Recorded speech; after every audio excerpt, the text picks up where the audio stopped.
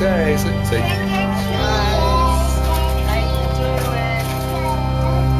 What do you say, Carolina? What do you say?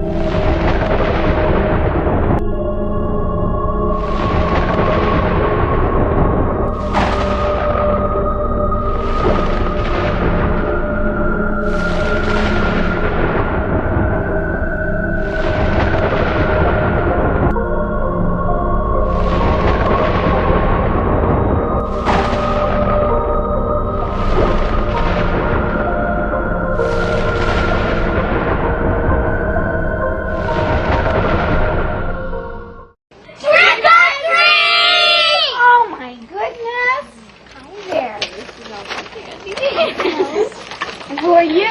Vampire. Dracula's wife. While there are some people who may be concerned about the origins of Halloween and its focus on blood, death, horror, and the occult, to millions of youngsters across the nation, it has been adopted as a time to pursue scary fun. It is an opportunity to dress up in ghoulish or fanciful costumes, to engage in the fantasy of being a witch or a vampire, ghost, or devil.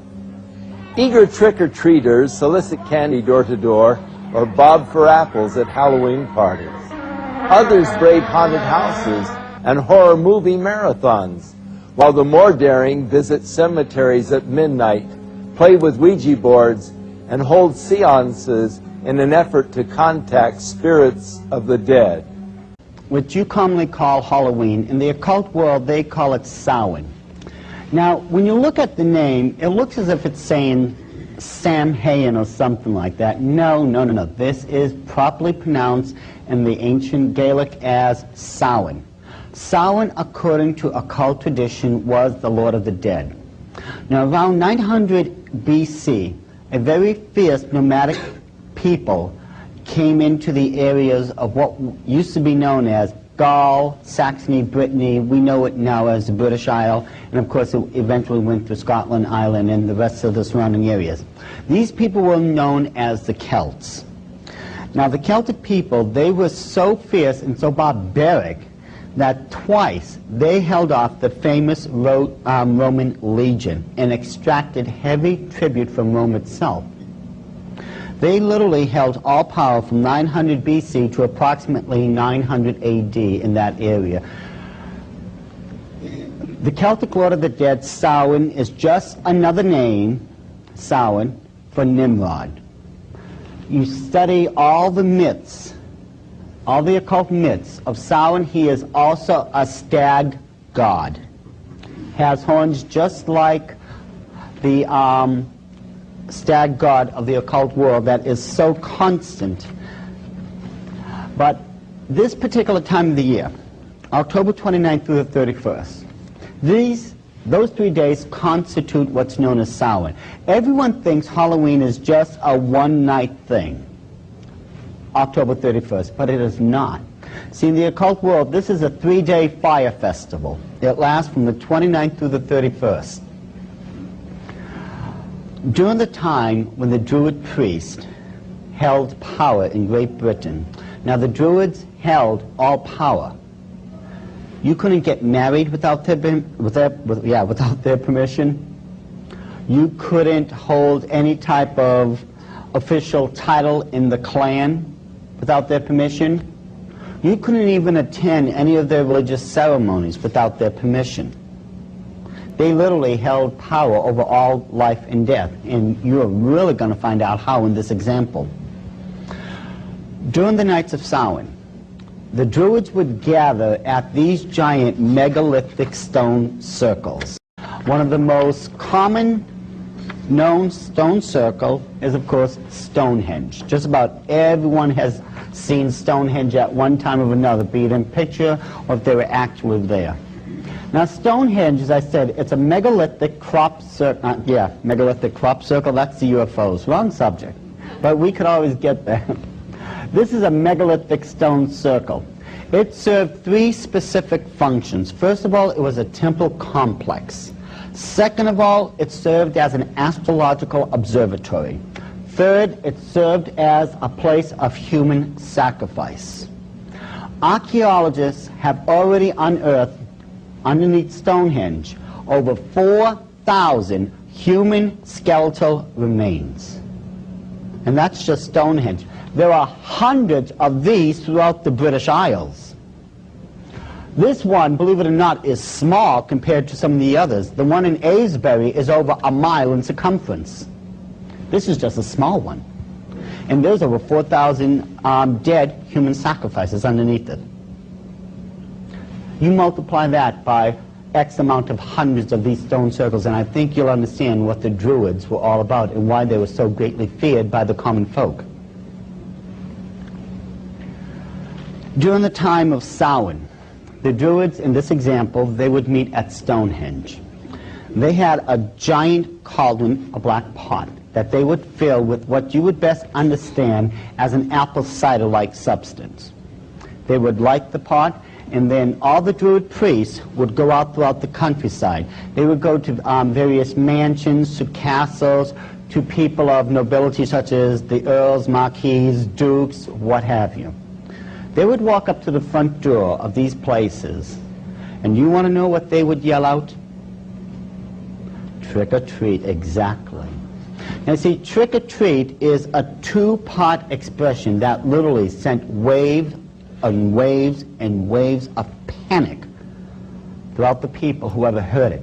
You see, if the Lord of the Manor cooperated with the Druids, he would take one of his own servants or one of his own household members, someone of his own family, and pass them over to the Druids to be used as a human sacrifice offering that night. The Druids would leave you a treat for your cooperation. They would take a pumpkin that was previously hollowed out and filled with human fat.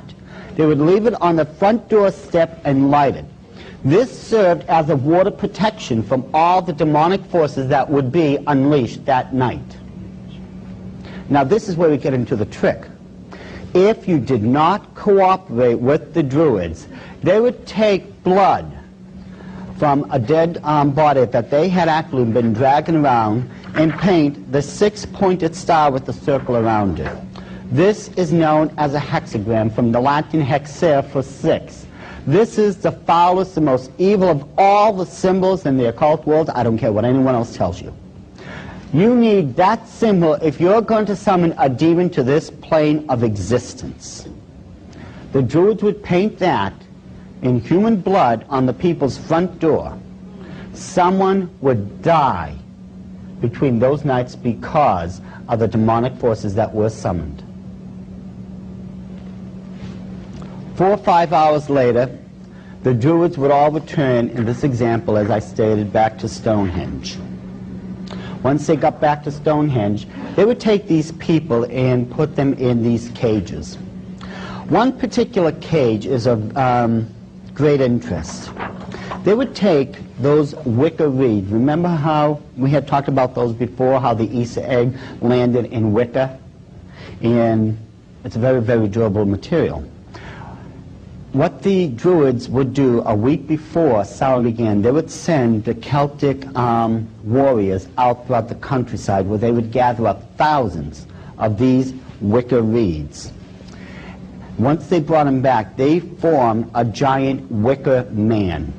The wicker man looked something similar to this. It stood approximately 25 to 30 feet in height and was just intercrossing wicker reed to where it formed the effigy of a human man. This would usually be 2 to 3 levels in height and have cages running throughout it. The Druids, once they brought back all the human sacrifice offerings from trick-or-treating, they would throw them into those cages and tie them. Now, if by some chance they ran out of space in the wicker man, they had these regular square cages made out of wicker that they had set aside just in case. Now, this is where the Druids now would have their version of fun. They would take approximately 12 prisoners, 12 people now who were going to be used as human sacrifice offerings, and line them up in a single row in front of that cauldron. They would take an apple, throw it into the cauldron, and say, if you can take that in between your teeth on the first try, you will be set free immediately. Who would do that? Raise your hand. Who would try to grab that apple in between their teeth so that they could be set free? Who would do it? Raise your hand, please. There's only one problem, though. That cauldron has been boiling away for 4 to 5 hours now. The boiling temperature of liquid is 212 degrees Fahrenheit. Now, who would do it? No volunteers? You? You know, you'd be the only one then who would have a chance of living. You see, if you didn't try for it, you were going to end up as a human sacrifice offering anyways. This was your only way out. Every single person there did take the chance, except with dire consequences, let's face it. After they plunged their heads into that boiling liquid, their faces, their neck, and I don't even know how much of their chest and back, literally was just melting to where they would be permanently disfigured and unrecognizable. Many of them went blind because of the 212-degree liquid that was burning their eye sockets away.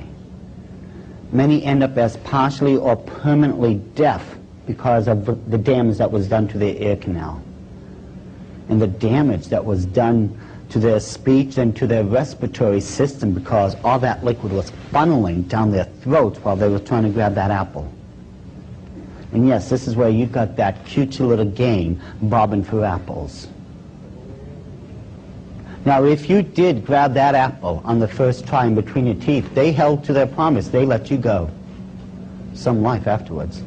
But if you didn't do it, they would throw you on the ground and behead you right there on the spot.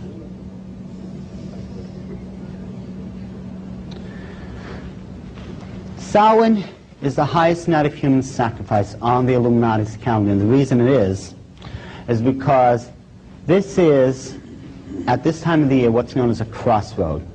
It ends the old year and begins the new one. Now, all crossroads in the occult are sacred. Another example would be where the beach begins and where the beach ends and the ocean begins. That's a crossroad. That's considered a sacred spot.